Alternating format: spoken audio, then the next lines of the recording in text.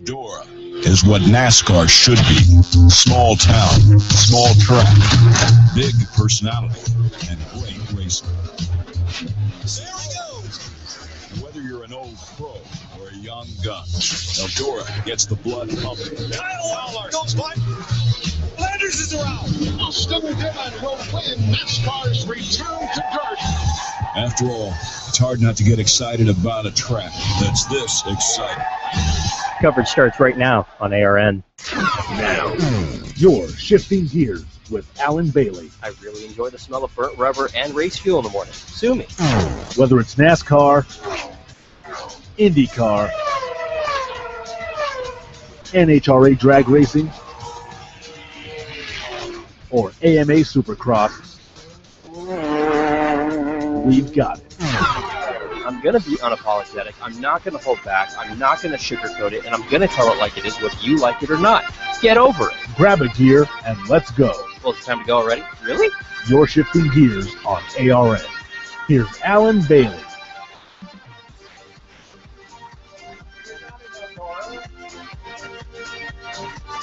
We are not in Eldora, but however, we are live right here on ARN, the Motorsports Authority. Welcome on in to Shifting Gears. I'm Alan Bailey. You can find me on Facebook, Twitter, and Instagram at the Alan Bailey. Use the hashtag ARNRace to get in on this conversation as well.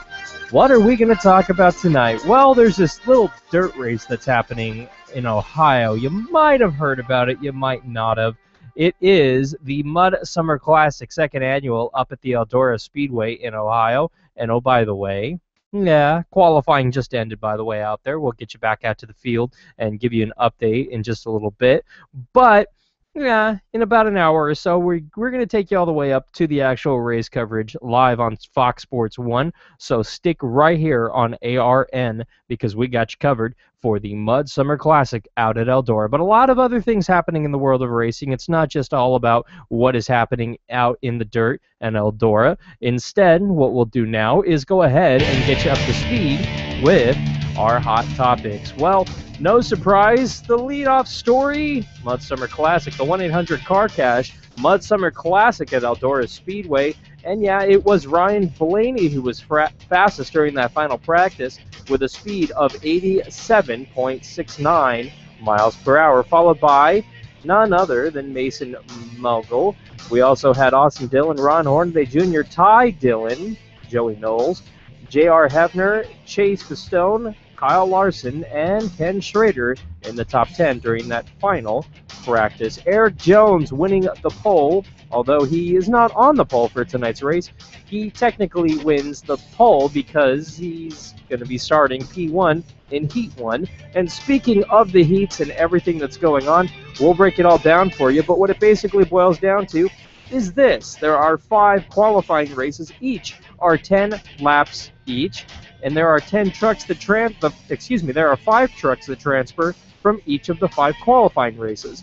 4 lock-in trucks and 1 non-lock-in truck transfer. Only green flag laps count during that 10-lap qualifying race. Now, there is a last chance race. The top 4 finishers from that last chance race will transfer to the feature. Position 30 is the champion provisional or the next highest last chance race finisher. Now, the MudSummer Classic, it is 150 laps, 3 segments, 60 laps, 50 laps, and then 40 laps. Teams are not required to pit during the competition caution. Single truck qualifying determine the starting position for those qualifying races. We'll have the rundown for you in just a little bit. But again, Eric Jones, who was fastest in the first practice, on the pole, technically, for the very first qualifying race number 1. And yeah, you can watch coverage on Fox Sports 1 as soon as we're done with our coverage here at the top of the hour. Also, in the world of motorsports, in the world of NASCAR, how much exactly does it cost to operate a race team each month? Well, we finally got a hold of some official documents from Stewart-Haas Racing. That's right, 4-car organization in the Cup Series. How much did it cost to send the cars out on the racetrack? Well, we'll take a look, and the numbers will surprise you. I can guarantee you that. You don't want to miss it. Now, we look Also, into the rest of the racing world, a bigger, bolder Indy car and Indianapolis Motor Speedway piling is now active. That's right, the Indianapolis Motor Speedway unveiling the new scoring pylon out at the Speedway. It's bigger, it's bolder, it's brighter, and it's a lot more feasible to predict thanks to technological achievements. Think of a vertical horizon board ribbon. The new pylon is a few yards south of the Yard of Bricks at the start-finish line on the 2.15 mile, and it was unveiled yesterday. It was manufactured by Panasonic, and it features a full LED panels on all sides with multiple messaging and animated video capability. Each side can be operated independently as well. And yes, not only is it currently the tallest and the biggest, but it also is a video screen with video highlights as well, replacing the numbers on demand. More information on this one a little later on in the programming is NASCAR heading out to the Indianapolis Motor Speedway to the Brickyard, where the NASCAR Nationwide Series and the NASCAR Sprint Cup Series going to be taking to the Yard of Bricks. It's the Indiana 250 NASCAR Nationwide Series race on Saturday, and it's the Brickyard 400 at the Indianapolis Motor Speedway on Sunday. Full coverage. Yep, we'll give you the details in just a little bit. Now, we look to drag racing. It's the NHRA Sonoma Nationals happening over this coming weekend, and one guy has his eye definitely set on winning, and that's Ron Capps. Now, you look at it, he's racing near the area where he grew up, but a week after racing at a high altitude conditions out in Bearmere Speedway, Capps and the rest of the NHRA stars moved to one of the fastest circuits for the 22nd annual NHRA Sonoma Nationals, July 25th through the 27th at the Sonoma Raceway. That change is notable provided that a jolt Capps has after winning there 1 year ago. Now, he was pretty dominant last year, but can he carry it into this race this weekend? We'll break it down. Don't go anywhere. We'll have it for you in just a little bit. And also in the world of drag racing, kind of actually a big deal, if you haven't heard, the breaking news earlier today. It was Northern California's Mike Saldana who will return to top fuel action at his home track for the 2014 NHRA Sonoma Nationals this weekend. His team will be led by two veterans of NHRA drag racing, Rob Woodland and Danny Deroni. They will be crew chiefing on Shepherd's top fuel dragster. For more information on this, you can log on to arnrace.com. And don't go anywhere, because I'll tell you what, if you're looking for a brand new website, don't build it yourself. Yes, you need a website. Yes, you need a web presence. And no, those build your website for free ones won't set you up with hosting. They won't help you with advertisements on your website, nor are they going to set up your email accounts or social media accounts, or even design a logo for you without charging you fee after fee after fee after fee. Ignore the hidden fees and the charges with those free website builders and hire somebody to build it for you the right way, and make sure you get it all for one flat rate. Log on to apolloaesthetics.com.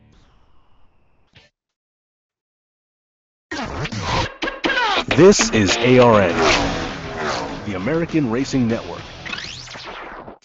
I'm not sure if you know, but a lot of people are on Facebook, Twitter, and Instagram. And if I'm speaking a foreign language to you right now, don't worry.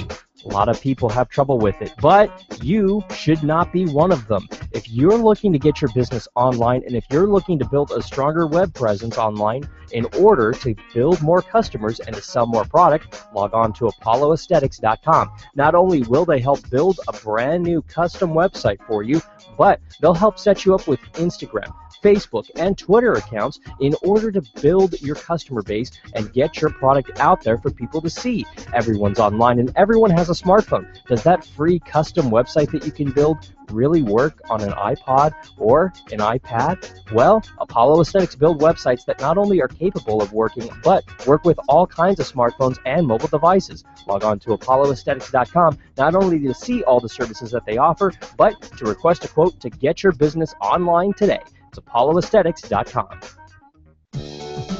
What is one NASCAR Unites wristband capable of doing? It can inspire a child to go farther in school, It can construct a brand new playground for kids who've never had one. It can introduce a child with a serious illness to his or her favorite NASCAR driver. I'm Tony Stewart. I wear my band to Unite for Kids. Band together with me by logging on to www.nascar.com/unites to pledge your support. The odds of having a boy who grows up loving baseball, 1 in 6. Which earns him a college scholarship, 1 in 2,500. That gets him a contract in the minors, 1 in 3,700. Which leads to starting shortstop in the majors, 1 in 290,000. The odds of having a child diagnosed with autism, 1 in 150. You know the odds. Now learn the signs. Go to autismspeaks.org. Brought to you by Autism Speaks and the Ad Council. The Pit Pass. NASCAR Sprint Cup Series teams suddenly and unexpectedly announced that they have formed a group called the Race Team Alliance. Oh boy, ears perked up in the worst way possible for this. This is not good. The last 2 times that NASCAR groups tried to unionize, they failed miserably. Basically because Big Bill said, nope, not happening. He's not around this time. Is it going to succeed? I don't know. We'll find out. Ryan? The Pit Pass. Mondays at 7 p.m. Eastern on ARN. Eldora is what NASCAR should be. Small town, small track, big personality, and great racing. There he goes. Whether you're an old pro or a young gun, Eldora gets the blood pumping. Kyle Larson goes by. Landers is around. Austin Dillon will win NASCAR's return to dirt. After all, it's hard not to get excited about a track that's this exciting. Shifting Gears on ARN is presented by Stash Feed. Get the feed. Log on to stashfeed.com, your daily manly feed. Your Shifting Gears on ARN, the Motorsports Authority. Here's Alan Bailey. Well, the big story that we're tracking is the fact that the NASCAR Camping World Truck Series is in Eldora, Ohio. And yeah, they're going to be taken to the MudSummer Classic here in less than 1 hour. Coverage on ARN presented by Stash Feed. Get the feed. Log on to stashfeed.com and also listen to the all-new Nerdgasm podcast on Stash Feed every Thursday, only on stashfeed.com. Now, a lot of interesting storylines this week and this weekend. This week, tonight, today, trucks are in Eldora, second annual race for the trucks on dirt. Not the first one. The first one was last year. It sold out like that. Great TV ratings. Everybody was watching it. The big question is the fallout this year. Now, there was about 300 million trucks that showed up to Eldora last year in order to qualify, or at least attempt to qualify for this race. And this year, the reception isn't so great. I mean, it's not exactly what it was last year, but okay, I'll go ahead, I'll give you that one. But at the same time, there's still a certain amount of buzz in the air. There's fans that are out at the track. They're there. They're attentive. They're paying attention. They care because this is big. Multiple Cup Series drivers in the field tonight. You have a couple of nationwide guys as well. You got Kyle Larson out there. You got Austin Dillon out there. Ken Schrader, who's a former Cup guy, out there as well, who, by the way, I think has run more dirt races in the last month than most of these drivers have raced in their entire lifetime. But you look at it, we've already seen some spinouts. We've already seen some drama out on the racetrack. Kyle Larson, actually, in the 32, did so well here last year. He's spun out multiple times already this week. That's the big question mark. Last year, he drove that number 30 truck, the Clorox truck. He really did a really good job of getting it up and into the field and getting it right there at the end. Challenged Austin Dillon for the win last year in the main event, but honestly, it wasn't there. Listen to Kyle, what he had to say. It's very interesting what he told Fox Sports earlier today. Well, the line's always pretty similar here at Eldora. The fastway's around right up against the wall, and it's even more so in these trucks, I think, because they're so heavy and slow that you have to get your momentum built up there. where sprint cars and stuff you can kind of move around, but top mainly is usually the fastest. But it's been difficult. I don't think we're as good as we were last year. I don't know if everybody else has gotten better and we just kind of stayed the same or what, but we've been working on the Glad Chevy pretty hard in practice, so I think we've made it better. The track was different there in qualifying, so after these late models, just hot laps, you can already tell it looks a lot different. So hopefully with my experience, maybe I could get up front in the heat race and start from the main. All right, He's starting 11th, or he was 11th fastest in qualifying just a little bit ago. Those were single lap, or those were single truck qualifying runs that they did a little while ago, less than an hour ago actually, out at Eldora. And what he's referring to is there are late models out on the track right now, and they're taking hot laps basically to two things. One, they're practicing. Two, they're trying to put heat into this track to try to make it better racing, better equalizer, so to speak, because basically how dirt works is as it heats up, it gets a little bit more slick, just like a regular racetrack. So it really is something to keep an eye on because they're putting heat into the track. That way that first qualifying heat race isn't affected, and it's not different than, say, the second, third, fourth, fifth. So kudos to the Speedway to actually, A, thinking about that, and B, preparing for that, making the track level and nice, level, even playing field as best as you can. But you look at Kyle Larson right there. He's driving in the number 32 this year. Same team, more or less, that he that he run with last year. But here's what's interesting. He said it right there. Did everybody get better, or did we not bring a better piece? I think it's a little bit of both, because honestly, everybody showed up last year, and it was a huge question mark. It was a huge to how to set the truck up, to how to prepare that truck to run on dirt. A lot of it was, well, we do this in dirt, let's do this in truck. Is NASCAR going to allow this? Okay, cool, let's do this. NASCAR made a few technical changes with regulating what teams can and can't do in that car, or excuse me, in the truck, but for the most part, it was kind of like, well, boys, have at it, have fun. And this year it was a little bit more regulated, so you had a little bit more rules and everything else to adhere to. So that's something that you have to keep in mind. Now, where's the winning truck going to come from? I don't know, honestly. Last year Larson led 51 laps, give or take, but it was Austin Dillon who won the race last year. I don't know. The Dillon boys, they're running the race this year, running Austin's in the 2, Ty's in the 3, and you kind of have to look at it and go, well, they have equipment. They really have equipment, and knowing the way that RC prepared these cars last year, they put just as much emphasis into getting these trucks good this year. So it's not a question of do they have the truck under them. It's a question of are they going to keep up with the racetrack, and are they going to make the correct adjustments all night long in order to stay on top of the track. Now, there was rain in the area, and this is what's interesting. It rained for the better part of last night and a little bit this morning. Trucks were out on track drying it, but there's still some standing water down in the infield and down on the apron. So are we going to see a number of those trucks actually running down on the bottom? Larson was a bottom feeder. He was scraping the inside wall with his nose last year.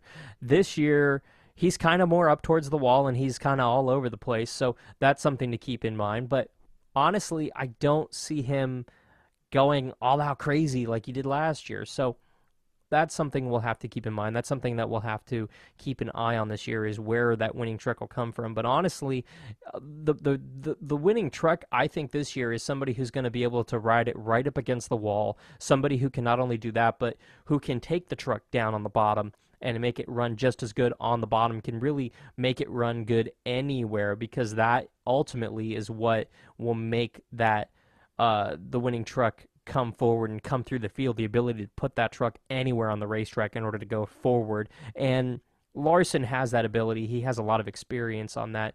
But another driver that I'm keeping my eye on tonight has got to be a truck that honestly you wouldn't think, well, he's going to be good. But yes, he is.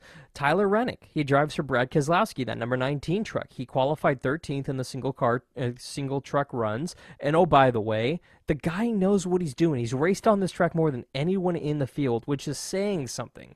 And you look at it, they showed it on Fox Sports 1 during the qualifying coverage, he was running his lap one-handed. A, that's ballsy. B, you truly, truly have to actually have an understanding of your truck, of your vehicle, and of the racetrack in order to do that. He did it very, very confidently, and he said it pre-qualifying lap. Well, we're going to hit the wall at some point. Might as well just get it out of the way now while I'm out there alone. And he did. He whacked the wall. He bounced off of it. And that was cause to put two hands back up on the wheel. Go figure. But the Brad Keselowski trucks qualifying 13th and 14th, keep an eye on them. Ryan Blaney in that number 29 truck, I think he's got something to prove this weekend. Larson is 11th right now, or he qualified 11th in the single truck runs. He's a guy who I'm keeping my eye on as well. But you look at the rest of the top five, Eric Jones in that Kyle Busch Motorsports Toyota. You have Mason Mongols. Then in third, Ron Hornaday Jr. Keep an eye on Hornaday. I think he's going to be kind of the quiet guy this weekend, but he'll be there in the end. I got a feeling about Hornaday. Kraft in fourth. Ken Schrader fifth. He still has to race his way in through that qualifying race, but I think he's going to do it. He did a fantastic job last year. Just in the main, didn't keep up with the race truck, and it kind of fell back. But I think he's going to do better this year. Darrell Wallace Jr. 6th. Jeb Burton 7th. 9th, Chase Pistone. That was 8th. 9th, Timothy Peters. 10th, Brian Salas. A couple of notables outside the top 10. Obviously, Larson 11th, John West Townley 12th, Tyler Rennick 13th. We have Joey Coulter 17th, John Hunter Nemechek 18th, Austin Dillon 19th. You have Johnny Sauter 20th, Ben Kennedy in that Turner Motorsports truck 21st. You have Ty Dillon 24th.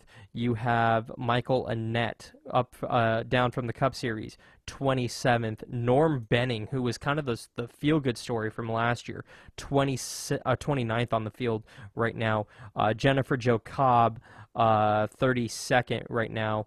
Looks like she did not make the field. Same with TJ Bell and Jared Launders as well. But Jo Cobb, Jennifer's father, 30th in the field. He's in. So, honestly, great mixture of trucks, great mixture of drivers. 34 trucks, though, attempting times. That kind of baffled me this weekend. I thought that there would honestly be a handful more people who went out there who attempted to do to make this race, because there's a lot of good dirt track drivers in the country, and this is kind of the one where you can kind of snicker one in, and you can get in there and you can not only make the race, but you can be pretty damn competitive. And we saw that with some of the guys last year. A lot of dirt guys attempting to make the race, but not all of them did. And I think the fact that we had almost 20 trucks go home last year who didn't make the race was kind of an eye-opener to the dirt guys that said, don't know if I necessarily want to buy a truck and spend the money and spend my time trying to make this race, because it's competitive. And it is. It's extraordinarily competitive. These guys in the Truck Series, they didn't just plop into the Truck Series with a helmet. They made their way up, just like everybody who races in any form of racing do. And with the Truck Series, there's a number of people who actually come up from dirt a little bit more, I think, because of the car control and the way that the trucks handle. I think there's more dirt drivers who do better in trucks than non-dirt drivers. So that's something to keep in mind. We'll see what happens tonight, honestly. We will. Now, a big topic of discussion has got to be, and shifting gears a little bit here, in NASCAR. You look at NASCAR, obviously Eldora tonight now, that's the big deal. But the big question is, with the formation of the Race Team Alliance, how much do teams spend every week? What's the bottom line? What's the realistic figure? What's the realistic number? If you look on arnrace.com, you saw the story posted a little earlier this week, actually. How much does it cost to operate a race team each week? Less than 24 hours after Stewart-Haas Racing Haulers returned from Sonoma earlier this year, they were on their way to the Saturday night race in Spartan, Kentucky, as part of the weekly routine at Stewart-Haas Racing, or any other team in NASCAR for that matter. Most people know that NASCAR is a traveling circus, a weekly carnival built on rubber and exhaustion. But Outside of motorsports, few can appreciate anything that goes into creating the big top each and every week. During a season, the sport travels 38 weekends across 23 markets, and that does not include test sessions, my friends. So, team trucks, race haulers, parts, dozens of people flying and setting up temporary homes for all of them in hotel rooms and what have you. It's a big deal. The NASCAR schedule makes logistics and the cost of operating a race team unique in a professional sport. While stick and ball teams often have an office staff, players, and administrators, NASCAR teams have pilots, flight attendants, long-haul truckers, engineers, mechanics, and even chefs. Yeah. Outside of racing, few, if any, face a challenge of coordinating freight trucks, airline travel over the course of so many weeks. Doing this is an enormous undertaking that takes months of planning for every single race weekend. The Kentucky race weekend highlights just how demanding it can be. Over the course of 3 days in June, Stewart-Haas trucked 8 cars and flew more than 100 people to Kentucky for the Quaker State 400 event. Keep in mind, this is a 4-car truck team, or a 4-car cup team that operates in NASCAR. They rented 27 vehicles for just this one weekend. Just this one race on a Saturday night. They rented 27 vehicles and reserved 44 hotel rooms. They spent more than $1.5 million, and 4 of the entries, between all 4 of their entries, they finished 7th, 11th, 12th, and 21st to get a combined purse of just a little under $500,000. $428,401 total between these 4 teams who finished 7th, 11th, 12th, and 21st. That does not include driver salaries or personnel cost. Now, as the teams prepare to head to Indianapolis for NASCAR's annual Brickyard race, last month's Kentucky race still basically provides a glimpse into a typical race weekend and how it comes together. Now, looking at the story that's posted on ARNrace.com and also the Sports Business Daily website, it's a huge undertaking. But when you break down the cost, flights for the 4 race teams total combined at Stewart-Haas Racing, the flights alone for just this one Saturday night weekend came in at $34,126. That includes annual maintenance cost of over 4 of the breakdown and everything else on the flights as well. Hotels at $305 per room for 44 rooms came in at $48,434. The pit box transportation, which, by the way, they hire a shipping company to move those big pit boxes and pit things from race to race, came in at just a little under $20,000, $18,000 to be precise. The haulers, to transport them from A to B to A to B, they get replaced every 5 years, and they cost about $400,000 a piece. And the gas and all that good stuff on the haulers came in at $8,421. The rental cars for everybody came in at $5,991. Gas for the trucks came in at $4,000 even. Food and drinks for everybody for the weekend came in at $2,360. The per diem was $3,000 apiece. Now, basically gathering everybody up for the return flight cost $696. The DirecTV bill, because, oh, by the way, they need to actually watch the race while it's going on in the pits, came in at $160.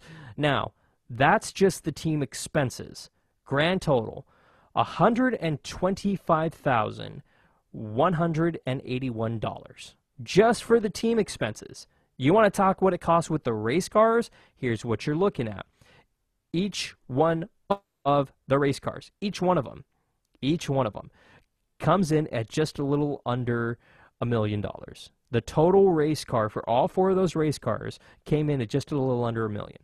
$980,000 to be precise. The labor paying everybody came in at $260,000.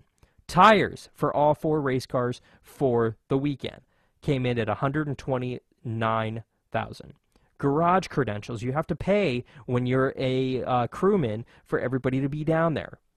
You're looking at, and this is kind of staggering to me, $22,013. The entry fees for all 4 of them, all 4 of those cars, came in at $18,920. The fire suits for all of your crewmen, your drivers, everybody came in at $10,521. A new transmission. Tony Stewart had a new transmission installed on race day.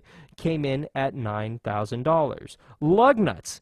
I'm not kidding you. The lug nuts, not just the tires, but the lug nuts. $1,500. Ice. Yeah, you're hearing me right.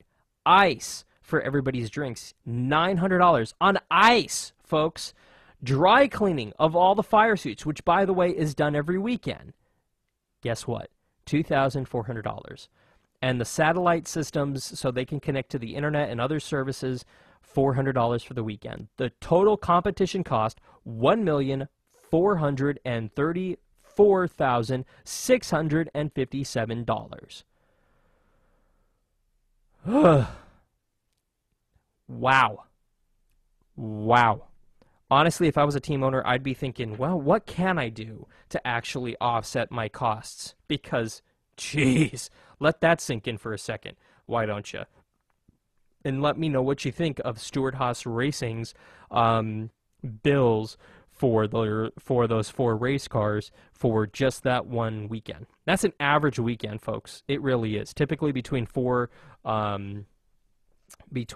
cars.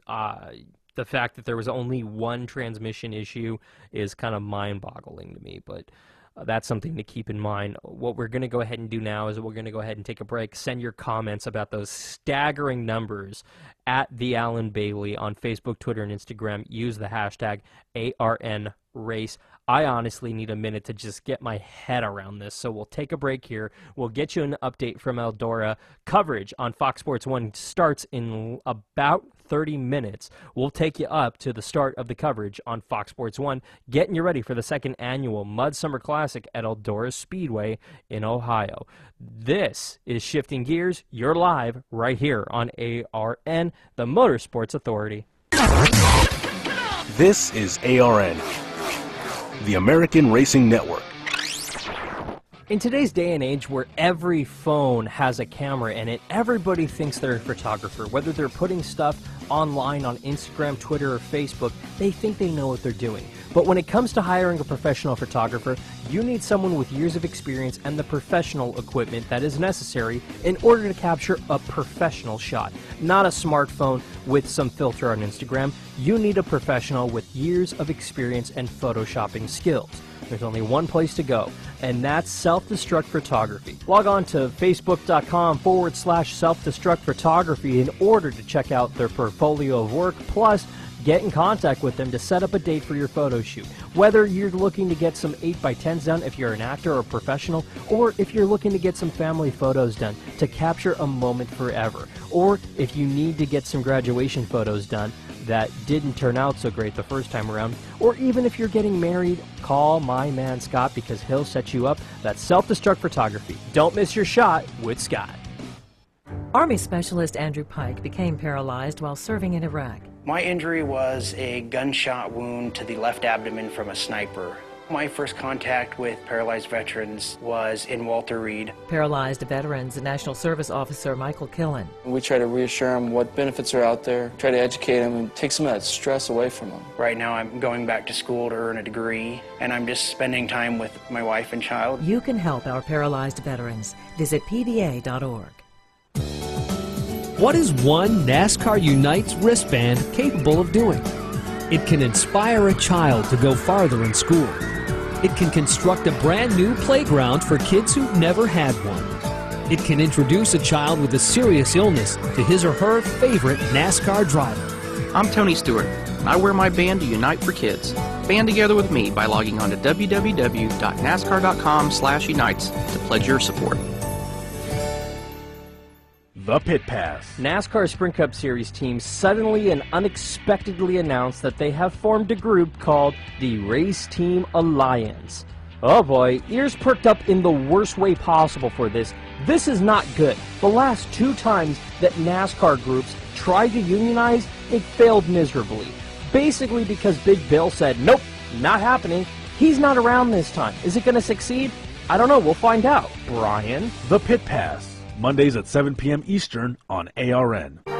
Shifting Gears on ARN is presented by Apollo Aesthetics. Log on to Apollo Aesthetics to start building your new website today. Your Shifting Gears on ARN, the Motorsports Authority. Here's Alan Bailey.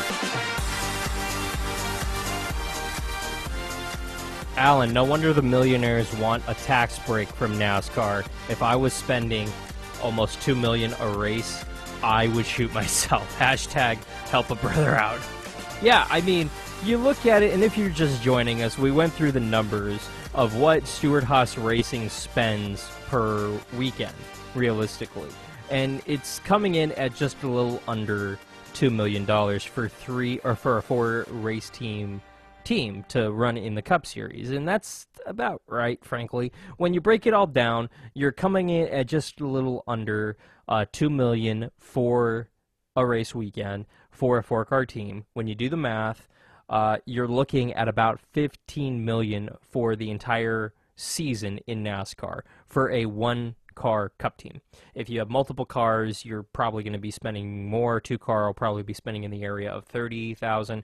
But honestly, here's something to consider. This information is from Kentucky, and this was given to the what was the website? From sportsbusinessdaily.com by Stewart-Haas Racing. These are actual numbers. They're not estimations. These are the totals for Stewart-Haas Racing for the weekend in Kentucky earlier this year. Here's what you have to consider. Kentucky is a 2-day show, 2.5-day show. So you're keeping your people there a lot shorter than, say, Daytona, where you're down there for 2.5 weeks.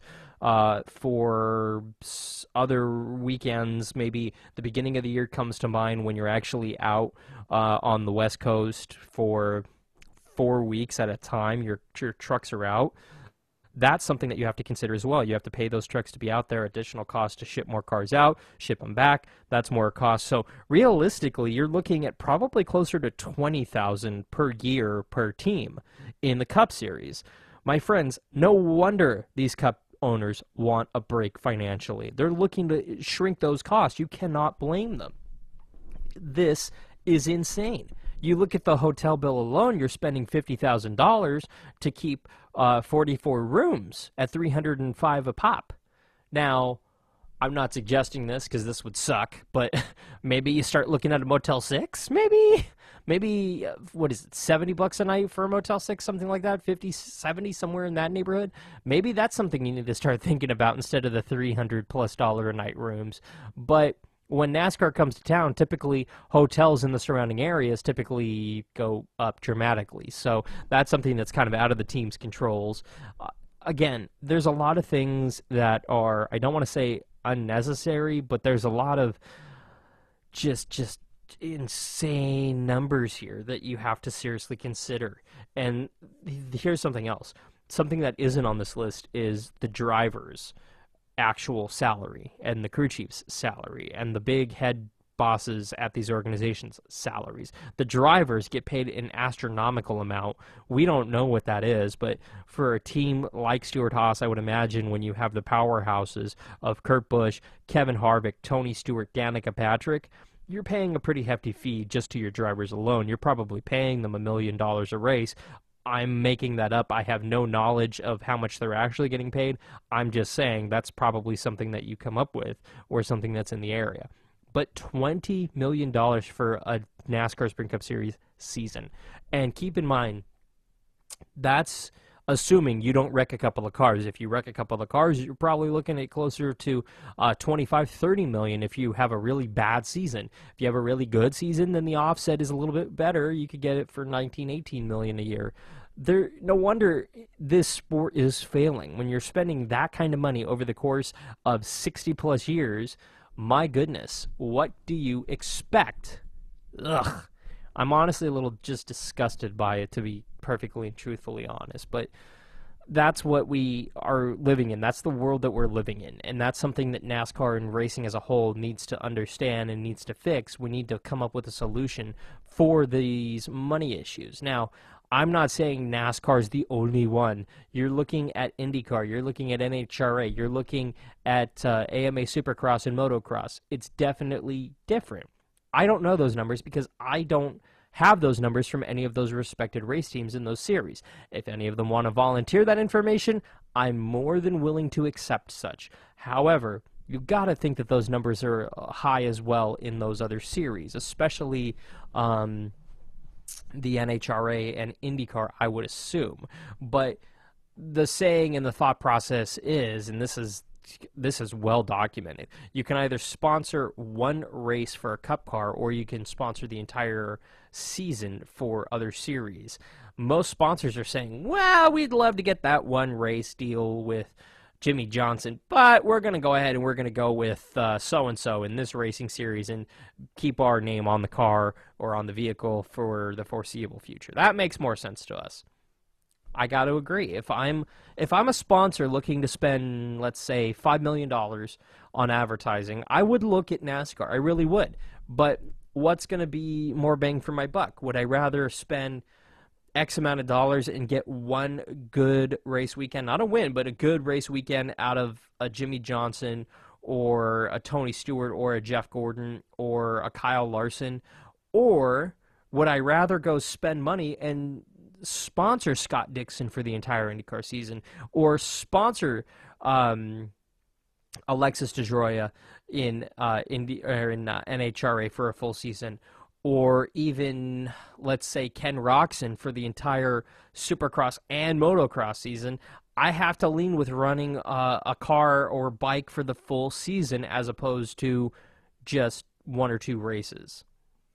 It makes sense because, frankly, people are going to remember and people are going to know, hey, Ken Roczen, he's sponsored by Alan Bailey for the entire 2014-15 season. He was a great sponsor. He did great work for him. Or are you going to remember, hey, didn't Alan Bailey sponsor Jimmy Johnson once? I think he crashed the car, though. I don't remember. I don't know. That's something you have to keep in mind. But that's something that, honestly, sponsors have to look at. That's something that teams have to look at, how much they're asking of these sponsors. That's why you typically see 4, 5, 6, 10 major sponsors in a year.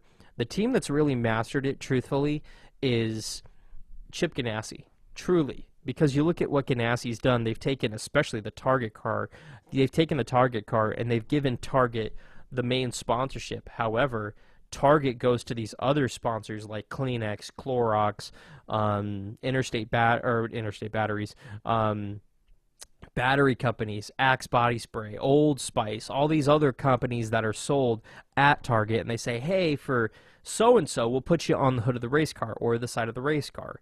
And they do it. They buy into it, because would you rather put your name on the side of a car with Target for literally pennies on the dollar, or would you rather go to one of these race teams and negotiate a multi-million-dollar contract to run a couple of races?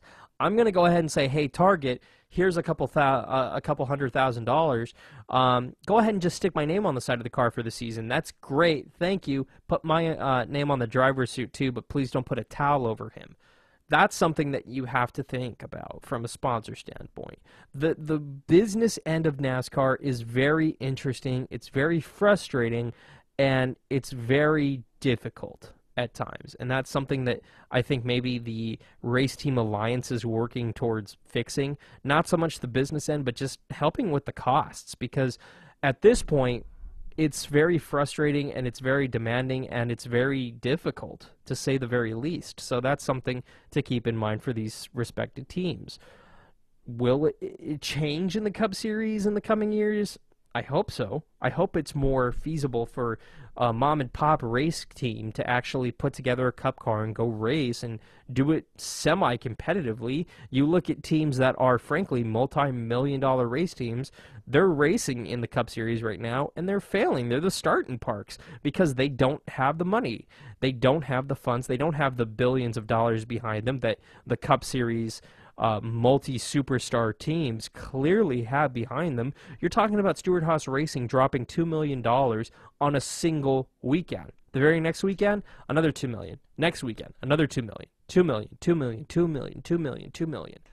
No mom-and-pop race team in the world has that kind of money. That's something to keep in mind. Will it change? I hope so. I really want it to change.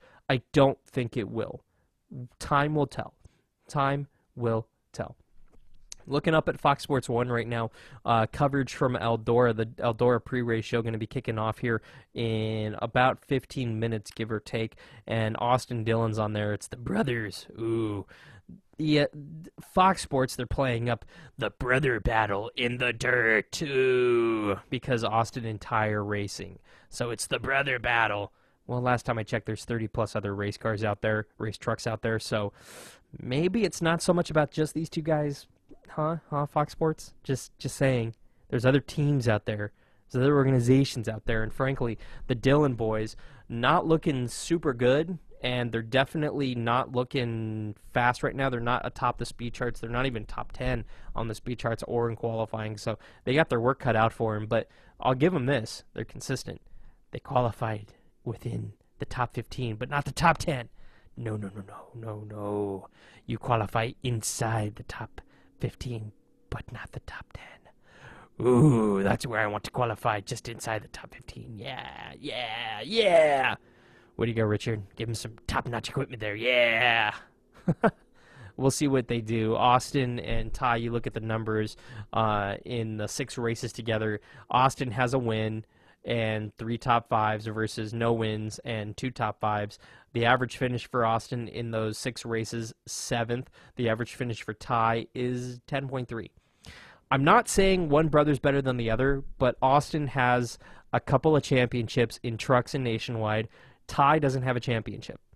He started in Nationwide this season. Yeah, I'll give him that. He's a rookie in the Nationwide series, but he doesn't have that truck title.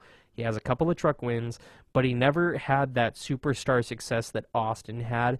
And Austin is in the Cup Series right now. He's the older brother, but older brother definitely has the numbers to back him up, and you're definitely seeing that confidence from older brother versus Ty, who really, they both raced dirt late models before NASCAR, so they know their way around dirt track. They know their way around race cars. Their grandfather, to their credit, is doing it very well with bringing them up and into their respected series and into the Cup Series eventually for both of them, even though Austin's there now. But at the same time, maybe the talent's not there with Ty so much as it is Austin. Maybe. I don't know. I really don't know. Maybe he needs more time to develop than Austin does. I don't know. That's something to keep in mind. Now, on that note, we are late for our final break. When we get back, we'll set the table for you. It is the Eldora MudSummer Classic, live from the Eldora Speedway, coming up in less than 15 minutes on Fox Sports 1 coverage right here on ARN. We'll continue right after this. Don't go anywhere. This is ARN, the American Racing Network. Okay, so let's say that you're trying to build a website for free on one of these website builders. You go ahead and spend hours uploading your personal information and all of the photos that you've taken of your products, only to find out that you can't bring a .com onto that website without paying a huge fee. And you can't remove those ads without paying a huge fee. And you can't remove all of those pesky "this website was built for free" buttons without paying a huge fee. By the time you've paid all these fees, you've paid thousands of dollars in order to remove all of these pesky ads. Why go through all the hassle? Why spend all of those hours doing it yourself? Go ahead and log on to apolloaesthetics.com, not only to request a quote to build your brand new website and to see a rendering of what your website could look like, but in order to set up services like email, hosting, Facebook, Twitter, Instagram accounts, and a whole lot more. That is Apollo Aesthetics and apolloaesthetics.com. Lobster, harvested from the cold, clear waters of Maine, is truly the world's ultimate white meat. It has a distinctive flavor that's both mild and slightly sweet, and is so easy to prepare. Maine lobster is good for you too. It's one of the healthiest and leanest proteins available, containing less fats, calories, and cholesterol than beef, pork, or even the light meat of chicken. For exciting recipes, visit our website at mainelobsterpromo.com. Eldora is what NASCAR should be. Small town, small track, big personality, and great racing. There he goes. Whether you're an old pro or a young gun, Eldora gets the blood pumping. Kyle goes by. Landers is around. Austin Dillon will win NASCAR's return to dirt. After all, it's hard not to get excited about a track that's this exciting. Shifting Gears on ARN is presented by Stash Feed. Get the feed. Log on to stashfeed.com, your daily manly feed. Your Shifting Gears on ARN, the Motorsports Authority. Here's Alan Bailey. Eldora's second annual MudSummer Classic coming up here in about 10 minutes on Fox Sports 1. You can check out the coverage also on the Motor Racing Network as well. Right here on ARN, though, our coverage continues, and it is presented by Stash Feed and the all-new Nerdgasm podcast on Stash Feed. Get the feed and your weekly feed on Stash Feed. Log on to stashfeed.com. Listen to the all-new Nerdgasm podcast every Thursday. New episodes every Thursday, only on stashfeed.com. And I got this tweet, and yes, I'll answer it here. Alan, Nerdgasm, WTF, question mark. Basically, I didn't want to bring it up, but since you did, I will answer. Basically, Nerdgasm is a podcast that talks about everything. Everything. I mean, I'm a dork, I'm a nerd, whatever you want to call me, I don't care, but just spell my name right. But some of you know I work on Stash Feed. That's one of the websites that employs me, and it's my second job. I have many jobs. I'm like the Ryan Seacrest of, well, actually, I think Ryan Seacrest is the Ryan Seacrest of radio, but I'm like the Ryan Seacrest of racing, and I'm okay with that. But basically, Nerdgasm is a new weekly podcast that I'm starting with a buddy of mine. Stash Feed had asked me to do it. We had interest of doing a weekly podcast that kind of took the best of the week, everything that is talked about on Stash Feed. And if you haven't been on stashfeed.com, I encourage it, because all those stupid, crazy stories that you wouldn't believe, but it's the internet, so talk gets around, those are featured on there, the wow factor ones. You have geek talk, comic books, movies, that kind of stuff is on there, video games. Movie news and TV news are on there, celebrity news, which one of my personal favorites, the food category. I frequent there often, very much so. They post, articles about food and ideas for food and things like that. Drinks, which is also one of my favorite. Those kooky, wacky products that you see all over the place, that's on there as well. Also, DIY projects. They have information on dating and ladies. Automotive talk, which is also a biggie for me. News and sports on there as well. So you can check out all of that cool news on stashfeed.com. It's your daily manly feed. I suggest you get the feed. It's actually pretty darn cool. The Nerdgasm podcast, new episodes every Thursday on stashfeed.com.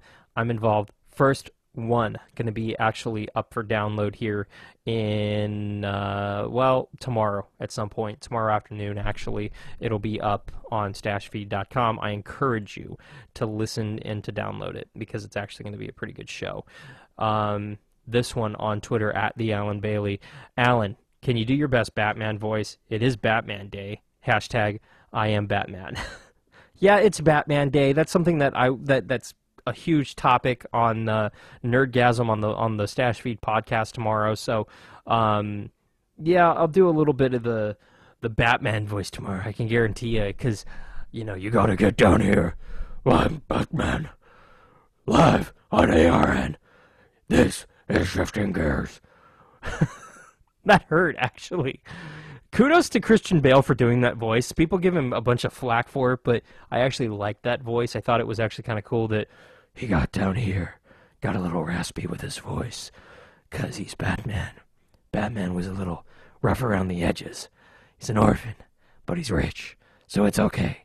His money tucks him in at night. Kudos. Someone suggested that I do the entire show today on Batman Day in the Batman voice. I said no because I like my voice. It's how I make a living, and it's also because throat cancer isn't something that's appealing to me. I like not having throat cancer, so I'm going to speak like a normal human being. I knocked down here for an hour, blah, blah. Just didn't seem appealing to me. Ugh. It's like something in my throat right now because of all that. Ugh. My stash feed cup's empty. And you don't approve of that. Out of water. That's how you know the show's winding down. But no, it's actually, if you haven't been on Stash Feed, I encourage it. It's actually a pretty cool little site there. But let's get back to racing, the task at hand.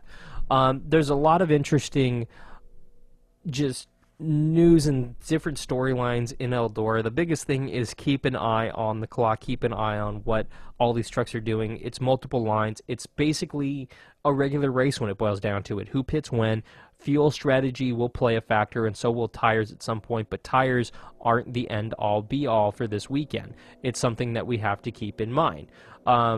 Something that I also wanted to talk about that kind of got shoved to the side is the fact that in NASCAR, since we're so NASCAR heavy today, you look at the Brickyard, 21 years. It was 1994, the first time that they raced there, and it's a bit hard to believe that it's been there for so long. And something that I wanted to bring up that I actually heard Dale Jarrett, to his credit, bring up on a show out here locally in Los Angeles. He was a guest on.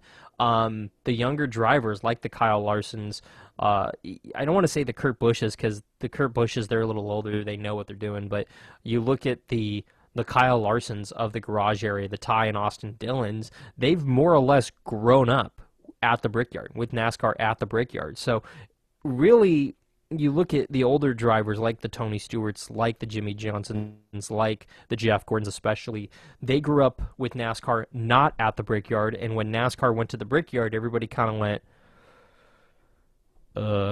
should we be here? Okay, don't touch anything. Okay, don't mess anything up. This is IndyCar's territory. We're just visiting, okay? We'll be back next year, but this isn't ours. It will be someday, but it's not ours. So the big question now is, obviously, I'm not saying that NASCAR and the Brickyard 400 are competing with the Indy 500, but do NASCAR fans, do NASCAR drivers, crewmen who are racing in this era of NASCAR racing in 2014, do they take advantage, or do they not realize how big of a deal it is that NASCAR races out there?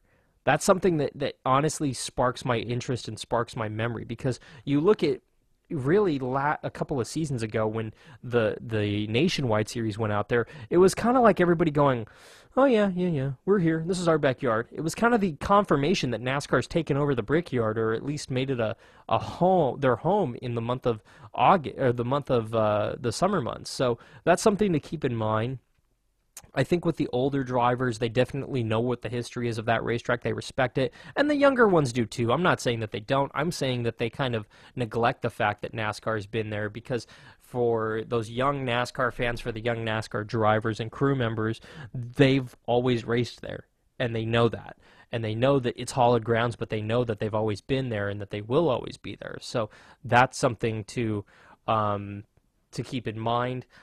I don't know. I don't foresee a time when NASCAR will get away from the Brickyard. I do think that out of respect for the Brickyard, and I do mean that, out of respect for the Brickyard, out of respect for the race and the racetrack, I think the Nationwide Series needs to get out. I don't think the Nationwide Series needs to be there this weekend. What I will say is the Nationwide race at Eldora. An Eldora truck Nationwide doubleheader. Oh, that would be sweet. I think it would definitely help to grow the Nationwide Series as its own entity. I think that if the trucks can do it, the Nationwide Series can do it. Yet at the same time, it's kind of cool that, the nation, or that the Truck Series has their own little thing where they race in this series. It's something that I definitely wouldn't take away, but it's something that definitely could add to the weekend if you have the Nationwide and Truck Series at Eldora the same weekend. Oh, that would be sweet. That's going to do it for this edition of Shifting Gears. Turn it over to Fox Sports 1 right now. Television coverage of the second annual MudSummer Classic coming at you right now on Fox Sports 1. For everybody here at ARN, I'm Alan Bailey. See ya at the track.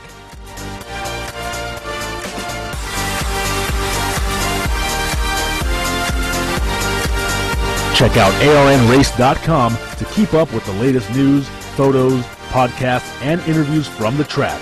You've been Shifting Gears on ARN, the American Racing Network. Broadcasting from the ARN Racing Studios in Southern California, ARN Los Angeles. This is ARN, the American Racing Network.